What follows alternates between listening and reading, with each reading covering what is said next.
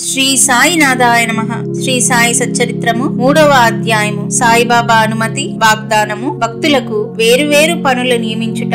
బాబా కథలు, దీపస్తంభములు, సాయిబాబా మాతృప్రేమ, రోహిల్లా కథ, బాబా యొక్క అమృత తుల్యమగు పలుకులు. సాయిబాబా యొక్క అనుమతి వాగ్దానము. వెనుకటి అధ్యాయములో వర్ణించిన ప్రకారము శ్రీ సాయి సచ్చరిత్ర రాయుటకు బాబా పూర్తి అనుమతి నొసంగుచు ఇట్లు నుడివిరి. సచ్చరిత్ర వ్రాయు విషయములలో నా పూర్తి సమ్మతి కలదు. నీ పనిని నీవు నిర్వర్తించుము, భయపడకుము, మనసు నిలకడగా ఉంచుము, నా మాటలయందు విశ్వాసముంచుము. నా లీలలు రాసినచో అవిద్య అంతరించిపోవును. శ్రద్ధా భక్తులతో వానిని వినిన వారికి ప్రపంచమందు వ్యామోహము క్షీణించును. బలమైన ప్రేమ భక్తి కెరటములు లేచును. ఎవరైతే నా లీలలలో మునిగెదరో వారికి జ్ఞానరత్నములు లభించును. ఇది విని రచయిత మిక్కిలి సంతసించెను. వెంటనే నిర్భయుడయ్యను. కార్యము జయప్రదముగా సాగునను ధైర్యము కలిగెను. అటుపైని మాధవరావు దేశపాండే శ్యామా వైపు తిరిగి బాబా ఇట్లనెను. ప్రేమతో నా నామముచ్చరించిన వారి కోరికలన్నీ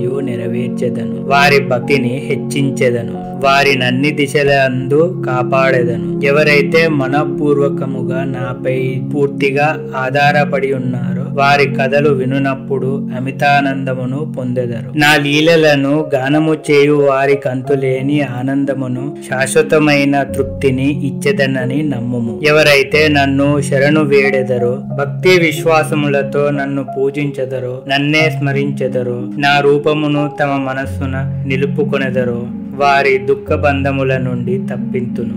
ప్రాపంచిక విషయములన్నింటినీ మరిచి నా నామమునే జపించుచు, నా పూజనే సల్పుచు, నా లీలలను చరిత్రమును మననము చేయుచు ఎల్లప్పుడూ నన్ను జ్ఞప్తి అందుంచుకొనువారు ప్రపంచ విషయములందెట్లు తగులుకొందురు.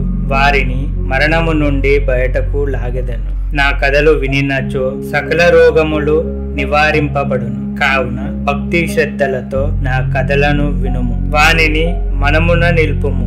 ఆనందమునకు తృప్తికి నిదియే మార్గము. నా భక్తుల యొక్క గర్వంకారములు నిష్క్రమించును. నా లీలలు వినువారికి శాంతి కలుగును. మనపూర్వకమైన నమ్మకము గలవారికి శుద్ధ చైతన్యముతో తాదాత్మ్యము కలుగును. సాయి సాయి అను నామమును జ్ఞప్తి అందుంచుకొన్నంత మాత్రమున చెడు పలుకుట వలన వినుట వలన కలుగు పాపములు తొలగిపోవును.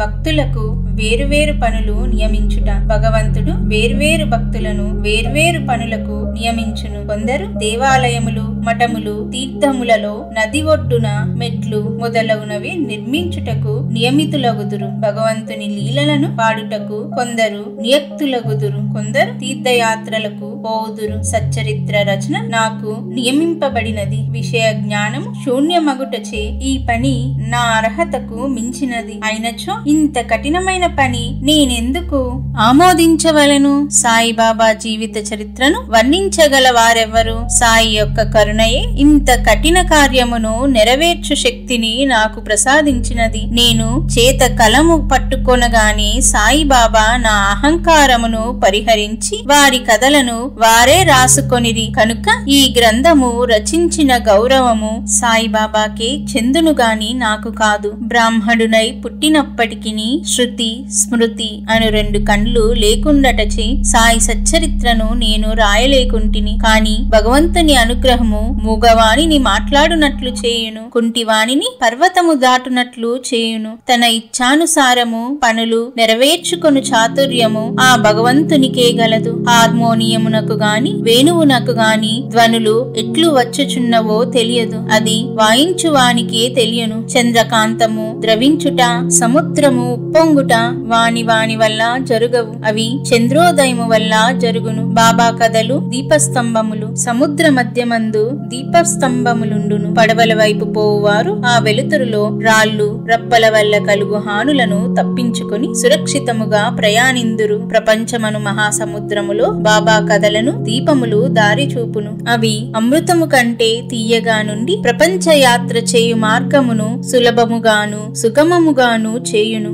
యోగీశ్వరుల కథలు పవిత్రములు. అవి మన చెవుల ద్వారా హృదయమందు ప్రవేశించినప్పుడు శరీర స్పృహయును అహంకారమును ద్వంద్వ స్వభావములను నిష్క్రమించును. మన హృదయమందు నిల్వయున్న సందేహములు పటాపంచలైపోవును. శరీర గర్వము మాయమైపోయి కావలసినంత జ్ఞానము నిల్వ చేయబడును. శ్రీ సాయిబాబా కీర్తి వర్ణనలు ప్రేమతో పాడిన గాని వినిన గాని భక్తుని పాపములు పటాపంచలగును. కాబట్టి ఇవియే మోక్షమునకు సులభ సాధనములు. కృతయుగములో శమదమములు అనగా నిశ్చల మనస్సు శరీరము, త్రేతాయుగములో యాగము, ద్వాపర యుగములో పూజ, కలియుగములో భగవన్నామ మహిమలను నామములను పాడుట మోక్ష మార్గములు. 4 వర్ణముల వారు ఈ చివరి సాధనమును అవలంబించవచ్చును. తక్కిన సాధనములు అనగా యోగము, యాగము, ధ్యానము, ధారణము అవలంబించుట కష్టతరము. కాని భగవంతుని కీర్తిని మహిమను పాడుట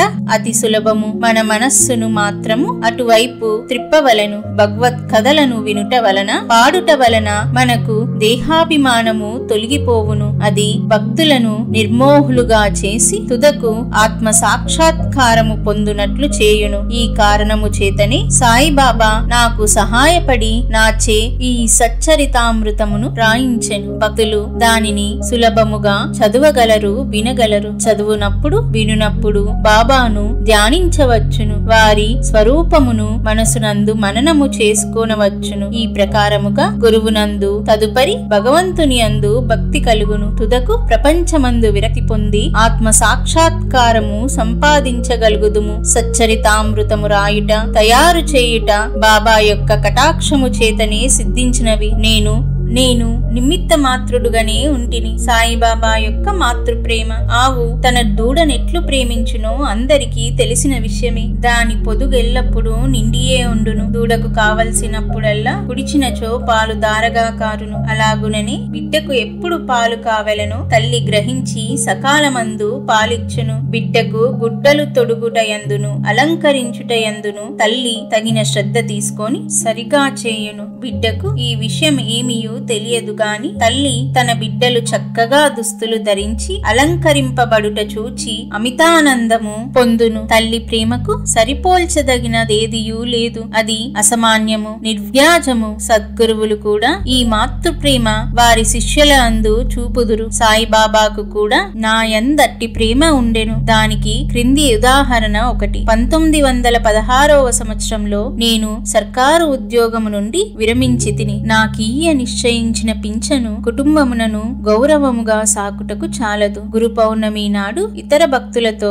నేను కూడా షిర్డీకి పోయి తిని. అన్నా చించినీకర్ నా గురించి బాబాతో నిట్లనెను. దయచేసి ఈ అన్నా సాహేబు యందు దాక్షిణ్యము చూపుము. వానికి వచ్చు పింఛను సరిపోదు. వాని కుటుంబము పెరుగుచున్నది. వానికి ఇంకేదైనా ఉద్యోగము ఇప్పించుము. వాని ఆతురతను తీసి నిశ్చింతను కలుగచేయుము. అందులకు బాబా ఇట్లు జవాబిచ్చెను. వానికి ఇంకొక ఉద్యోగము దొరుకును, కాని వాడిప్పుడు నా సేవతో తృప్తి పడవలేను. వాని భోజన పాత్రలు ఎప్పుడు పూర్ణముగానే ఉండును, అవి ఎన్నటికి నిండుకొనవు. వాని దృష్టినంతటిని నా వైపు త్రిపవలెను. నాస్తికుల దుర్మార్గుల సహవాసము విడువవలెను. అందరి ఎడల అనుకువ నమ్రతలుండవలెను. నన్ను హృదయపూర్వకముగా పూజించవలెను. వాడిట్లు చేసినతో శాశ్వతానందము పొందును. నన్ను పూజింపుడను దానిలోని ఈ నన్ను అనగా ఎవరు అను ప్రశ్నకు సమాధానము ఈ గ్రంథము యొక్క ఉపోద్ఘాతములో సాయిబాబా ఎవరు అను శీర్షిక క్రింద చెప్పిన దానిలో విశదీకరింపబడి ఉన్నది. చూడుడు రోహిల్లా కథ విన్నచో బాబా ప్రేమ ఎట్టిదో బోధపడును. పొడుగాటి వాడును, పొడుగైన చొక్కా తొడిగిన వాడును, బలవంతుడు నగు రోహిల్లా ఒకడు బాబా కీర్తి విని ఆకర్షితుడై షిరిడీలో స్థిర నివాసము ఏర్పరచుకొనెను. రాత్రింబవలు ఖురానులోని కల్మాను చదువుచు అల్లాహో అక్బర్ అని ఆబోతు రంకవేయినట్లు బిగ్గరగా నరుచుచుండెను. అందువలన పగలంతయు పొలములో కష్టపడి పనిచేసి ఇంటికి వచ్చిన షిరిడీ ప్రజలకు రాత్రి నిద్రాభంగమును అసౌకర్యమును కలుగుచుండెను. కొన్నాళ్ల వరకు వారు దీనిని ఓర్చుకొనిరి. తుదకు ఆ బాధ నోర్వలేక బాబా వద్దకేకి రోహిల్లా అరుపులు ఆపమని బతిమాలిరి.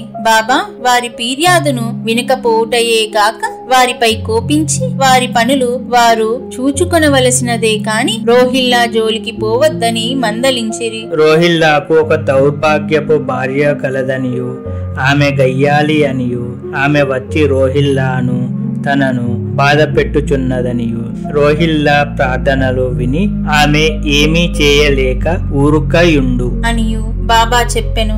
నిజముగా రోహిల్లాకు భార్యయే లేదు. భార్య అనగా దుర్బుద్ధి అని బాబా భావము. బాబాకు అన్నిటికంటే దైవ ప్రార్థనలు యందు మిక్కుటమగు ప్రేమ. అందుచే రోహిల్లా తరపున వాదించి ఊరిలోని వారి నోపికతో నోర్చుకొని ఆ అసౌకర్యమును సహింపవలసినదనియు అది త్వరలో తగ్గుననియు బాబా బుద్ధి చెప్పెను. బాబా యొక్క అమృత తుల్యమగు పలుకులు. ఒకనాడు మధ్యాహ్న హారతి అయిన పిమ్మట భక్తులందరూ తమ తమ బసలకు పోవుచుండిరి. అప్పుడు వారికి బాబా ఈ క్రింది చక్కని ఉపదేశమిచ్చేరి. మీరెక్కడ ఉన్నను ఏమి చేయుచున్నను నాకు తెలియనని బాగుగా జ్ఞాపకం ముంచుకొనుడు. నేనందరి హృదయముల పాలించువాడను, అందరి హృదయములలో నివసించువాడను. నేను ప్రపంచమందు గల చరాచర జీవకోటిని ఆవరించి ఉన్నాను. ఈ జగత్తును నడిపించువాడను, సూత్రధారిని నేనే. నేనే జగన్మాతను. త్రిగుణముల సామరస్యమును నేనే. ఇంద్రియ చాలకుడను నేనే. సృష్టి స్థితి లయ కారకుడను నేనే. ఎవరైతే తమ దృష్టిని నా వైపు త్రిప్పెదరో వారికి ఏ హాని గాని బాధ కాని కలుగదు. నన్ను మరిచిన వారిని మాయ శిక్షించును. పురుగులు, చీమలు తదితర దృశ్యమాన చరాచర జీవకోటి అంతయు నా శరీరమే, నా రూపమే. ఈ చక్కని అమూల్యమైన మాటలు విని వెంటనే నా మనసులో ఏ నౌకరీ కొరకు యత్నించక గురుసేవలోని నిమగ్నమగుటకు నిశ్చయించుకుంటిని. కాని అన్నా చించినీకరు ప్రశ్నకు బాబా చెప్పిన సమాధానము నా మనస్సునందు ఉండెను. అది జరుగునా లేదా అని సందేహము కలుగుచుండెను. భవిష్యత్తులో బాబా పలికిన పలుకులు సత్యములైనవి. నాకొక సర్కారు ఉద్యోగము దొరకెను. కాని అది కొద్ది కాలము వరకే. అటు పిమ్మట వేరే పని ఏదియూ చెయ్యక శ్రీ సాయి సేవకు నా జీవితమంతయు సమర్పించి తిని. ఈ అధ్యాయమును ముగించబోవు ముందు చదువరులకు నేను చెప్పునదేమన బద్ధకము, నిద్ర, చెంచల మనస్సు, దేహాభిమానము మొదలగు వానిని విడిచి వారు తమ యావత్తు దృష్టిని సాయిబాబా కథల వైపు త్రిప్పవలెను. వారి ప్రేమ సహజముగా నుండెవలెను. వారు భక్తి యొక్క రహస్యమును తెలుసుకుందురుగాక. ఇతర మార్గములు అవలంబించి అనవసరముగా అలసిపోవద్దు. అందరూ ఒకే మార్గమును త్రొక్కుదురుగాక. అనగా శ్రీ సాయి కథలను విందురుగాక. ఇది వారి అజ్ఞానమును నశింపచేయును, మోక్షమును సంపాదించి పెట్టును. లోబి ఎక్కడనున్నప్పటికీ వాని మనస్సు తాను పాతిపెట్టిన సొత్తునందే ఉండునట్లు బాబాను కూడా నెల్లరు తమ హృదయములందు స్థాపించుకొందురుగాక. 3వ అధ్యాయము సంపూర్ణము. సద్గురు శ్రీ సాయినాథార్పణమస్తు. శుభం భవతు.